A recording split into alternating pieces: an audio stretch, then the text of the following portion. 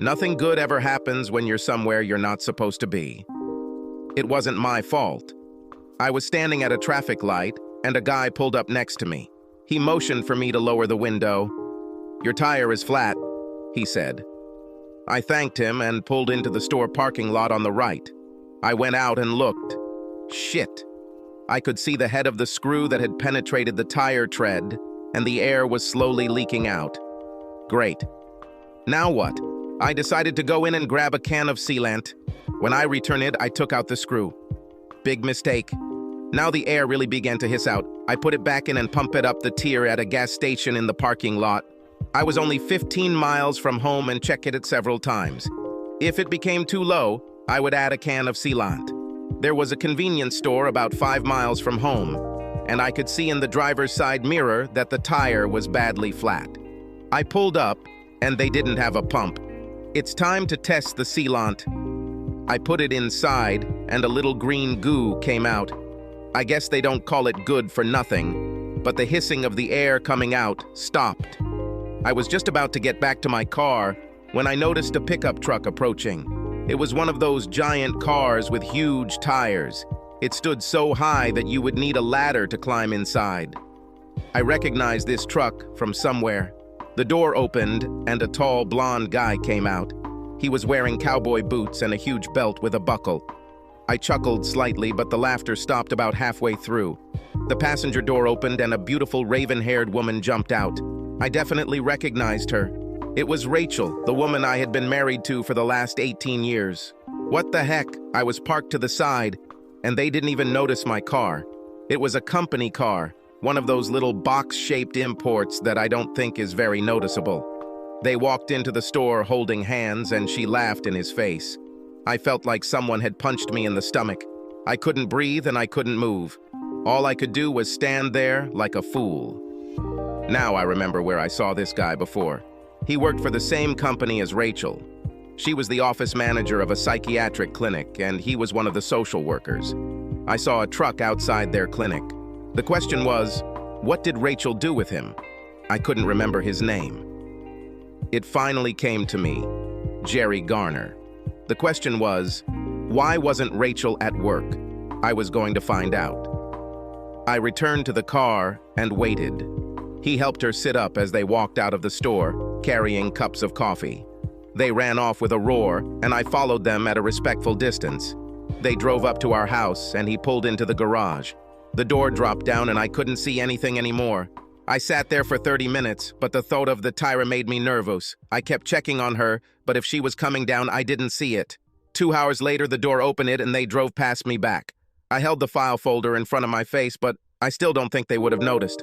She was sitting directly across from him, and they were too busy staring at each other to notice anything else. Rachel wouldn't be free until 5, and it was already 2:30. I would have enough time. First, I would have to go inside and see what I could find. I had to pick up Toby at 4, and I had no idea what I was going to tell her. Toby was my 15-year-old daughter. I couldn't imagine what I'd find inside, but maybe I'd get some answers. When I walked inside, everything was quiet. I heard water dripping from the faucet I was about to fix in Toby's bathroom. It was the only sound other than the rustle of air coming out of the air conditioning vents. I looked around, but didn't see anything unusual. I checked upstairs. The bed was made. There were fresh sheets. My heart sank like a stone. I leaned my back against the wall and slid to the floor. I felt numb. There seemed to be only one rational explanation. I must have sat there for about 30 minutes. My mind was in freewheeling mode. I couldn't seem to make sense of my thoughts and felt as if I had been drugged with tranquilizers. My stomach started to feel sick. I stood up and opened Sprite. I felt hot and sweaty, so I went back to the bathroom. I rummaged around in my vanity for a washcloth, soaked it in the sink, and rinsed my face with cold water. After washing my face, I felt a little better. Then I noticed something. The shower floor was wet. They showered before returning to work. I returned to the bedroom and sat in a daze on the edge of the bed that my wife and her lover had just left. I jumped at the thought and looked at him in horror. This was a crime scene. I had no idea what I was going to do. Well, I was going to divorce Rachel. This was a given. I had absolutely no idea where to start. I didn't know a single lawyer. I had no idea how to proceed and had to pick Toby up from school. Toby, what was I going to tell her? I walked to the car, feeling like I'd been drunk for 10 days straight. My head was throbbing and I looked as if death had warmed me. I was in no condition to drive, but I couldn't keep Toby waiting. I suddenly realized that she was the only person in my life that I could truly rely on. Everything was fine with my baby. I was going to take care of it. Whatever I did, I had to take her into account. As I pulled into the line of cars, I saw her waiting at the school door. She walked along the sidewalk towards the car, so beautiful that my heart sank. Toby had her mother's hair and skin, dark and almost Mediterranean in appearance. She had the most amazing eyes I've ever seen. They seemed to be dark brown, like her mother's, with streaks of gold and green. The doctor called them nutty, but I've never seen anything like it. She was tall, like me, with long dark brown legs and beauty. She opened the back door and threw her backpack in. When she sat down, she slid towards me to kiss me and froze. "Dad, what happened?" she asked. "You are sick? Something happened? Is everything okay with Mom? What happened, Dad?" Her voice rose, and there were notes of fear in it. I had to say something. "I'm fine, kitten," I said. "Nobody's hurt or sick or anything like that. I need to talk to you, Toby. Let's go to the park and just let me hug you and talk to you for a minute, okay? Don't ask me any more questions until we get there, okay?" "Okay, Dad, but you scare me a little," she said. "I know, kitten, but everything will be fine," I told her, hoping it wasn't a lie. It only took us about 5 minutes to get to the park. I've pushed her on that swing 1,000 times. Rachel and I both sat on the benches and watched her play on the equipment. Happier times. Was my whole life supposed to consist of nothing but memories of happier times? We walked over to one of the benches and she took my hand, swinging our arms as we walked, just like she had done since she was so tiny, barely able to walk. We sat down and I struggled to find the words to begin. "Just tell me, Dad," she said. "I can handle this." "Well, I'm not sure I can," I said. The story came out on its own. I told her everything I saw, everything I felt, and tears flowed down my cheeks like a river. She held my hand all this time, and when the fountain of words and feelings dried up, she pressed herself close to me. "That doesn't sound very good, Dad," she said.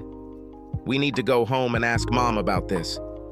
I think it all depends on what she tells us. I know it looks bad, but we don't know enough. We need to talk to her." I kissed the top of her head, my heart filled with pride. My child was much braver than me. She pulled my hand until I stood up. "Do you want to drive?" I asked her. Her eyes were shining. She just received her study permit. When she thought about this, a cloud flashed through those beautiful eyes, but it quickly passed. She carefully drove home while Rachel's car was parked in the garage. It was her. She greeted us at the door, hugging and kissing each of us. You'd think she wasn't a cheating slut. Either she was an Oscar-winning actress or I misinterpreted the whole situation. "Do you two want anything to take out tonight?" she asked. "I'll treat you." "I think we just need to talk to you for a minute, Mom," Toby said. "Okay. Everything okay, baby?" "I don't know," Toby said. "Let's find out." We walked in and I sat down on the couch next to Toby. This left Rachel sitting in that disgusting chair that she simply had to have. "What's happened?" she asked. There was not an iota of worry on her face. "How was your day?" I asked. She looked at me curiously. "Everything is as usual," she said. "One of the pharmacy representatives brought lunch from the onion bin. It was quite busy and I hardly had a free minute." "Why are you asking this?" "So you were in the office all day?" asked Toby. "Of course," she said. "What kind of questions are these? What's happening?" "So you weren't in the house with Jerry Garner this afternoon?" I asked. Her face turned pale. "Of course not," she said. "Are you accusing me of something, Oliver?" "I saw you," I told her. "What? You didn't see anything?" She stammered now. "What are you trying to do?" "He's lying, Toby." I was in the office all day. You can ask Angel. No, I don't think he's lying, Mom, Toby said. I think you're lying. I won't ask Angel. She would lie for you. I think I'll call David Jones. He's your boss, right? I don't think he would lie for you. What's his number? He got off the night shift, Rachel said. I'll ask him to call you tomorrow. What are you two doing? Are you trying to trick me or something? You think you can just come here and try to trip me up? What are you accusing me of? I think she believed that the best defense was a good offense. I think you set yourself up, I told her. You lied, Rachel. All three of us know you lied. Why do you do it? I saw the wheels turning in her head. Okay, I was here, she said. That's the reason I didn't want to tell you. I knew that you would give me a third-degree interrogation and try to accuse me of something. Nobody accused you of anything, Toby said. Now I'm accusing you of something. You tried to make me believe that Dad was a liar. You tried to make him out to be a liar to cover up your lies. What are you lying about, Mom? Are you having an affair with this idiot? You don't even know him, Rachel said. Why did you say he was an idiot? I met him twice, Toby said. The way he looks at me makes me want to take a bath. But it does not matter. Are you having an affair with him? Rachel's eyes darted between us for a moment, like those of a trapped animal. I didn't want it to be like this, she finally said. I wasn't ready. You weren't ready for what? Asked Toby. I just fell in love with Jerry, she said. She looked at me. I'm sorry, Oliver. It just happened that way. You know, we work very closely together. He was fair. I don't know. He is like the other half of my soul. We just connected, and I couldn't help it. We are in love with each other. I was going to tell you when we were ready. As soon as we can both get a divorce, we will get married. I am so sorry. I didn't want you to find out about it this way. Toby, everything will be fine. You will still be able to see your father whenever you want. Jerry has a really nice place on the lake. You know, he also has a daughter. He likes you, and we will be very happy. Are you crazy? Toby practically exploded. I'm not going to live with this asshole. He would probably sneak into my bedroom at night to molest me. You are right. I will see my dad anytime I want because I will live with him. It's you I won't see again. How could you? She turned on her heel and walked up the stairs to her room. I heard the lock on her door click. Rachel turned and looked at me. She'll get through this, she said. Jerry is a really good guy, Oliver. I think you'll like it. I'm sorry, but I need to be happy. Jerry makes me happy, and that's all there is. I just stared at her. Who was this man? It was as if her body had been stolen. I had no intention of arguing or discussing anything with a dangerous, crazy woman. Whatever you say, Rachel, I said. When are you moving? Should I move out? She said. But I'm not going to. I have nowhere to go. Jerry is married and we can't do anything until we tell his wife. We'll all have to get divorced and see how things go with the settlement before we know what we need to do. No, you're moving out, I told her. I give you 3 days. Her jaw dropped. What the hell are you talking about? You can't kick me out of my own home. If anything, you should be the one moving out. You're forgetting something, I said. This is my home. It belonged to me before I met you. It was paid for and I clearly owned it before we got married. The house is not a family property. It is mine. My name is on the document, but yours is not. No, you're moving out of my house. Where? She asked. Are you just going to throw me out on the street? I really don't care where, I said. Perhaps you could get a room at the Cheating Slut Motel? Maybe one of those places that rents by the hour, you know. This is where you fallen women do the dirty work, right? Her eyes filled with tears. It really hurts, Oliver, she said. There is no need to call names. I didn't try to fall in love with Jerry. It just happened. We just hit it off, and I knew I needed to be with him. I didn't try to hurt you. Oh, you just accidentally hurt me, I said. Kind of like falling when you run with a stick in your hand and googie out your eye. Mom always warned me about this. Now I see how it happens. Well, then everything is fine. It was an accident. And there's no need to be so sarcastic about this either, she said. Why can't you just accept the fact that we love each other, Oliver? Gee. I don't know, Rachel, I said. Maybe it has something to do with the fact that when I left this morning, you told me you loved me. Now you tell me that you love him. I guess I'm just a little confused. I really love you, Oliver, she said. I will always love you. I'm just in love with Jerry. Oh, well, then that explains it all, I said. You told me every day for the last 18 years that you were in love with me, Rachel. I thought that's why we got married. We were in love with each other. I must have been delirious. Oh no, we were in love. She tried to take my hand. I shook her hand off. You have 3 days, Rachel. If you're not out in 3 days, I'll have the sheriff turn you out and throw your shit in the driveway. Please, Oliver. She was scared now. It doesn't have to be like that. We can still be friends. Jerry wants to be your friend too. We need to think about Toby. I told you that I love you and don't want to lose you as a friend. We've been together too long for you to just throw this away. I just looked at her for a minute. I felt all this sadness, all this loss, just melt away, to be replaced by a wave of white-hot anger. You must be completely crazy, Rachel, I said. Friends? With you? With this idiot? I kind of think not. You need to tell that piece of shit that if he sees me, it won't be for long, just before he runs away as fast as he can.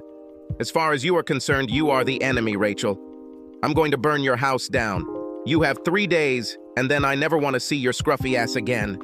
I'll talk to a lawyer in the morning and you can get your divorce as quickly as possible. I turned and went into the bedroom, leaving her standing there and making some noises. That's all they were to me. She followed me around, continuing her nonsense about friends the entire time I was moving her things into the spare bedroom. She had more clothes in her closet than I could carry, so I just threw them on her, carried the armful into the spare bedroom, and hung them in the closet. She followed me. She stood there for a while, yapping and watching me. But when she went to hang up her clothes, I took advantage of the situation to leave and lock the bedroom door.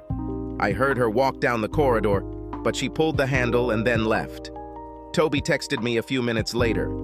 Are you okay, Dad? Yes, kitten. And you? I wrote a response message. No, but I will, she said. Okay, I love you, I sent. Write to me if you need anything. Will you take me to school in the morning? She said. I don't want to be in the car with her. Fine. I climbed into bed and lay there for several hours, trying to figure out what I needed to do. I must have dozed off around 3, and then the alarm on my phone went off. I got up, took a shower, and called my boss. I told him I was getting a divorce and needed a few days off. He told me to take as much as I needed and made all the right noises about how sorry he was. I went and made coffee. I had a cup or two and prepared breakfast for Toby and me. She came down right on time, looking as beautiful as ever, and greedily devoured her breakfast. After a while, Rachel came in and grabbed a cup of coffee. She tried to talk to us, but we ignored her. It was time to take Toby to school, and Rachel asked her if she was ready. Toby just looked at her, turned to me and asked, "Are you ready, Dad?" I jingled my keys and she grabbed her backpack.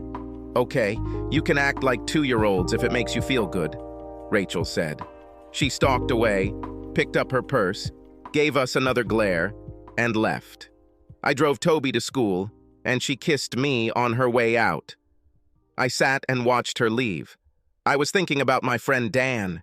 He had just gone through a divorce, and I decided to call him and find out what lawyer he had used. He did not recommend his lawyer. He told me that I should use his wife's lawyer. He told me the name, and I looked up the phone number. When I called, a woman answered the phone and put me on hold after I told her what I wanted. She agreed to meet me that afternoon, and I took all the usual steps. We had investments, and there was little I could do about it. I could be confident that her credit card bills wouldn't increase, so I called and lowered our card limits to $500. That wouldn't be my style either, but I'll be damned if I'm going to fund her little venture. My meeting with Elizabeth Baxter did not start out very well. She made some assumptions, and it was necessary to disabuse her of them before we could get to work. She suggested that I was leaving Rachel for a younger girl. "You need to think again," I told her. "She is having an affair with her colleague. He is married, and they both plan to get divorced and marry each other." "I apologize," she said. "I will not represent anyone who takes such actions as you speak of." I couldn't look at myself in the mirror. "I understand," I said. We have a daughter. I want to minimize the consequences. Do you think it's possible for me to get custody of her? It's possible, she said. The theory is that either parent is just as likely as the other to receive custody. In practice, fathers rarely receive custody, especially of female children. How old is she, and will she want to stay with you? She said yes, and she's 15, I said. This will be of great importance for the court's decision, she said. In this state, children over 14 years of age can choose, and the wishes of young children are always taken into account. If she were very young, you wouldn't even be able to stand prayer. Having a primary residence and the fact that the 15-year-old wants to stay with you should be a major part of the custody agreement. This shouldn't be a problem. Just do the best you can, I said. I was driving home and wondering what I should do now. I was going to do something, but it had to be legal. Going to jail would cost me Toby, and I wasn't going to risk that. What opportunities were open? You need to be careful when burning houses to make sure your own doesn't catch fire. This took some thought and planning. I suspected that his wife was as ignorant as I was, so the first step would be to tell her about it. I needed to make a list. I was, of course, going to tell her family. Rachel's mom and dad loved me, and they, of course, loved Toby, so telling them was the first thing, but I wasn't sure how to approach it. Making sure all our friends are kept up to date was also on the agenda, and I thought I could make enough noise on social media to keep their lives interesting. This was the first item on my agenda. She had our family's Facebook account. I played with it a little, used the messenger a little, and got my bearings. I looked online and found out that dear old Jerry's wife did the same thing. I screenshotted a few photos and posted a message on Rachel's page saying we were getting a divorce, that she found her soulmate in Jerry by posting his photo. I changed my password and logged out. It was nice. I wondered how long it would be before her friends and family started blowing up her phone and Facebook page. I was hoping that the asshole's wife would get the hint. I didn't know her and felt a little guilty about the shitstorm that would hit her. But if she was like me, she would rather know than be ignorant. I called my mom. This conversation went about as poorly as I thought it would. But despite the initial disbelief, she simply told me that she would tell Dad, and that if I needed anything, they would always be there. I decided that I would let Rachel tell her parents. We were close, and I didn't want to be the cause of any estrangement. Either way, I had no idea what I was going to tell them. Somehow, your daughter is a cheating fallen woman didn't seem like the ideal message. They would probably shoot the messenger. It didn't take long for this shit to hit the fan. Around 2 o'clock in the afternoon, Rachel's number popped up on my phone. I answered and she got angry. "You're an asshole." Her opening salvo gave me great personal satisfaction. "You couldn't just leave things as they were, could you? I know you blocked me on Facebook. You will clean up this crap. Jerry's wife doesn't know. All my friends call me asking what happened. My parents know. I'm telling you, Oliver, cut this crap." "No. You're not my boss," I told her. "What? Are you 5 years old? Take it away, Oliver, I tell you." "Why?" I asked. "You should be happy. This way, everyone can get used to you and your significant other. Are you embarrassed that people find out you're a cheating slut, Rachel?" "I don't." She fell silent. Apparently she realized the absurdity of what she was about to say. "Oliver, please take this away. It wasn't supposed to be like this. You lost all ability to choose what it would be, like the second you cheated," I told her. "Any right to attention, any claim you had to my respect or even politeness has vanished like smoke. I told you you're the enemy now, Rachel. Get used to it." I ended the conversation. My phone immediately rang again, but I ignored it. It's time to pick up Toby. I told her the result of my conversation with Elizabeth Baxter, and although she was happy that she was likely to be with me, overall, she was not at all happy. "What's wrong with her, Dad?" she asked. "You know I love her, but she was always a little crazy. I never really felt like she was an adult. At least not like you. It always seemed like you had 2 children, her and me. Have you ever noticed?" "Not like that," I said. "Now that you mention it, she's always been kind of impulsive, but she's always been like that. I never thought she would do something like this.